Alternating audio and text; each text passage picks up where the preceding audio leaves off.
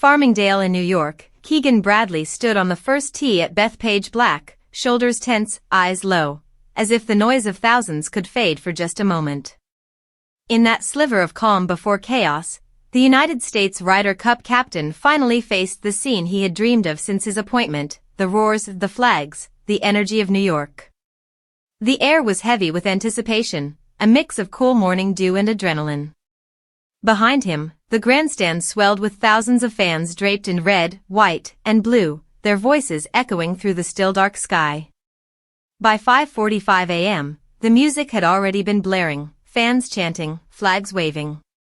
Bradley grabbed the mic, voice raw with emotion, and let out what everyone wanted to hear: "Let's FG go me boys." The crowd erupted, yet the captain knew this was just the beginning. An hour later, as the first tee shot of the 2025 Ryder Cup loomed, he crouched down and exhaled, alone amid a sea of noise. It had been 12 long years since New York last hosted the Ryder Cup, and the locals were ready. Fans had lined up through the night, the gates opening at 5 a.m. to an immediate rush. Within minutes, every inch of the grandstand was filled, people spilling into the fairways to claim a glimpse of history.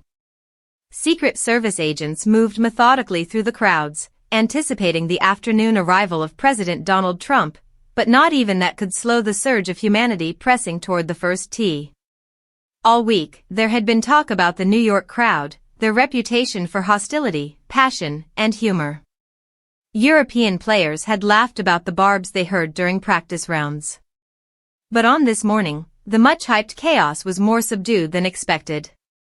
Even as Bryson DeChambeau and Justin Thomas walked onto the tee draped in the American flag, chants failed to sink, and the energy never fully ignited. The European fans, scattered but united in voice, managed louder and more coordinated cheers than the hosts. When DeChambeau rolled in a birdie putt on the first hole, the roar finally came, brief but powerful. It echoed down the fairway, bouncing off the trees and grandstands, a taste of what Bethpage was supposed to be. Yet the enthusiasm faded quickly, replaced by a low hum of polite applause. The beer stand's opening at 9 a.m. drew one of the biggest cheers of the day, a telling sign of the mood.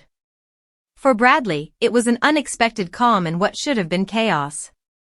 Perhaps it was the weight of expectation, or perhaps the early hour dulled the fire.